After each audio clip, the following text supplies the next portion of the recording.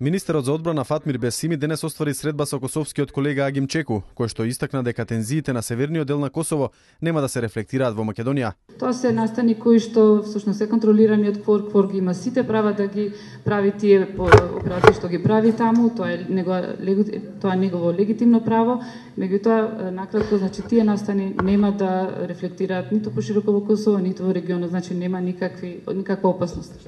Министерот Бесими посочи дека во насока на остварување на евроатлантските процеси на двете држави, важно е да се задржат добрите соседски односи.